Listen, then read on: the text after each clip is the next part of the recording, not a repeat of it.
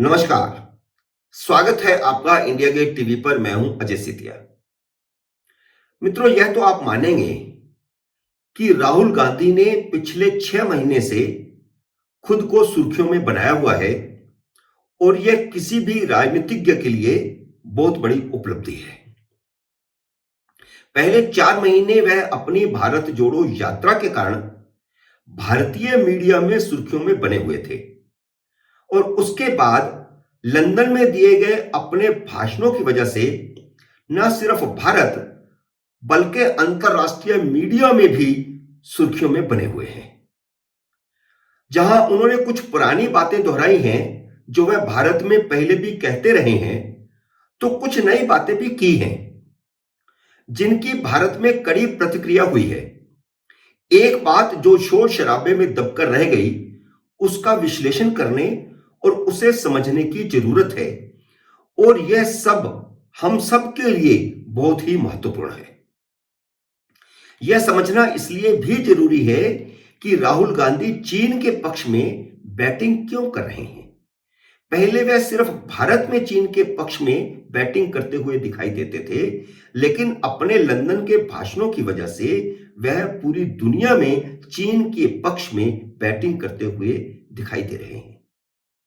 क्या वे नहीं जानते कि भारत में चीन को लेकर के अच्छी धारणा नहीं है? क्या वह भारत में और भारत से बाहर अमेरिका विरोधी लॉबी तैयार करने की कोशिश कर रहे हैं? इस बार के दौरे में राहुल गांधी ने कहा है कि जैसे रूस ने यूक्रेन के डोनाबास इलाके पर कब्जा किया है, वैसे ही चीन भारत के अरुणाचल प्रदेश और लद्दाख पर कब्जा करने की कोशिश कर रहा है और योजना बना रहा है।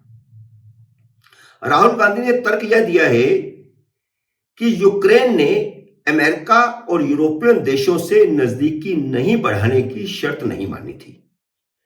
रूस ने यह शर्त रखी थी कि अगर यूक्रेन अमेरिका और यूरोपियन देशों के साथ अपनी नजदीकी ना बढ़ाए तो यथास्थिति बनी रह सकती है, लेकिन यूक्रेन ने यह शर्त नहीं मानी।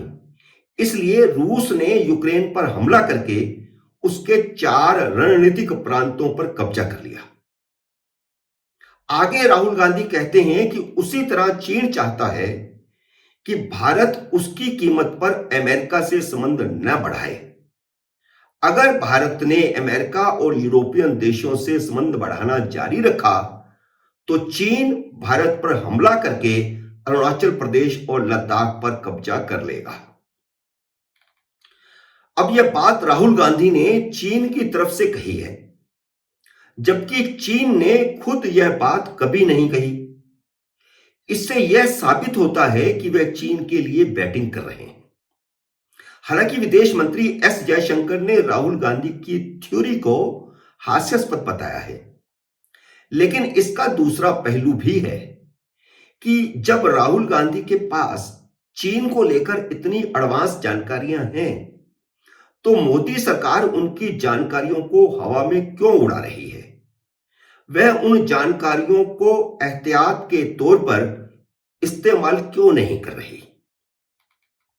मित्रों, यह बहुत ही महत्वपूर्ण विषय है और राहुल गांधी की बातों में कुछ ना कुछ सच्चाई लगती है, क्योंकि यह तो एक ऐतिहासिक तथ्य है कि राहुल गांधी के चीन की कम्युनिस्ट पार्टी से नजदीकियां बहुत ज्यादा हैं और यह भी तथ्य है कि मोदी सरकार बनने के बाद भारत और अमेरिका में व्यापारिक संबंध बढ़े हैं, जिसका चीन की आर्थिक स्थिति पर सीधा असर पड़ रहा है।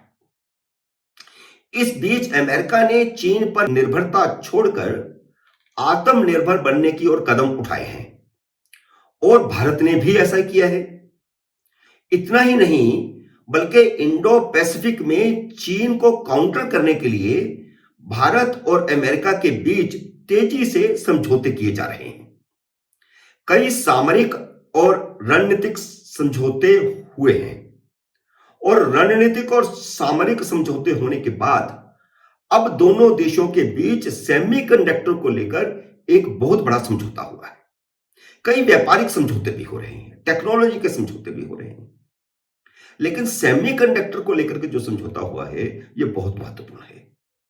थोड़ा बता दूं कि सेमीकंडक्टर क्या है और इसका क्या महत्व है। सेमीकंडक्टर आमतौर पर सिलिकॉन चिप्स होते हैं।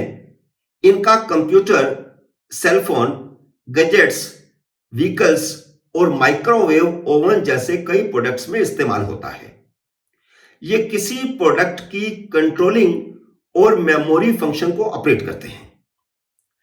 अमेरिका ने सेमीकंडक्टर सेक्टर में अपनी बादशाहियत काम करने के लिए चीन की कई कंपनियों पर प्रतिबंध लगा दिया है।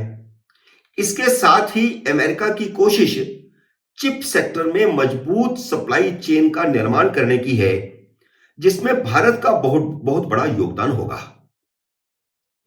भारत सरकार ने भी सेमीकंडक्टर सेक्टर में आत्मनिर्भर बनने के लिए बड़े निवेश की घोषणा की है। लिहाजा भारत को अमेरिका से बड़ा फायदा मिल सकता है। आपको बताता हूं कि चीन की परेशानी की वजह क्या है। परेशानी की वजह यह है कि बाइडेन प्रशासन ने पिछले साल चीन में कारोबार करने वाली अमेरिकी कंपनियों पर कई तरह के प्रतिबंध लगाए हैं। एक बड़ा प्रतिबंध यह है कि वे वहां कारोबार करें, लेकिन चीन को टेक्नोलॉजी ट्रांसफर नहीं करेंगे। अमेरिका के इस कदम से चीन को अरबों डॉलर का नुकसान हुआ है। इसका नतीजा यह निकला है कि अब अमेरिकी कंपनियों के लिए भारत ही सबसे बड़ा बाजार बन गया है, जो पहले चाइना हुआ करता था। आने वाले कुछ महीनों में बाइडेन प्रशासन चीन में निवेश पर भी प्रतिबंध लगा सकता है। भारत के लिए यह एक बड़ा अवसर होगा। अगर अमेरिका चीन पर निवेश पर प्रतिबंध लगाता है अमेरिकियों के लिए, तो फिर अमेरिकियों के लिए दरवाजे खुलेंगे भारत के। तो यह भारत के लिए बहुत बड़ा अवसर होगा। अमेरिका ने चीन को टेक्नोलॉजी ट्रांसफर पर प्रतिबंध क्यों लगाया, उसे समझना इसलिए जरूरी है क्योंकि यह सीधा भारत की सुरक्षा से जुड़ा हुआ मामला है। यह महत्वपूर्ण है, इसीलिए चीन घबराया हुआ है।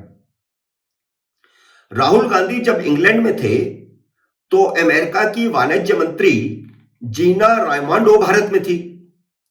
जब पत्रकारों ने उनसे पूछा कि सेमीकंडक्टर सेक्टर को लेकर भारत के साथ अमेरिका को जो समझौते हुए हैं, क्या वह अमेरिका का चीन से अलग होने के प्रयासों का एक हिस्सा है, सीधा सवाल किया गया।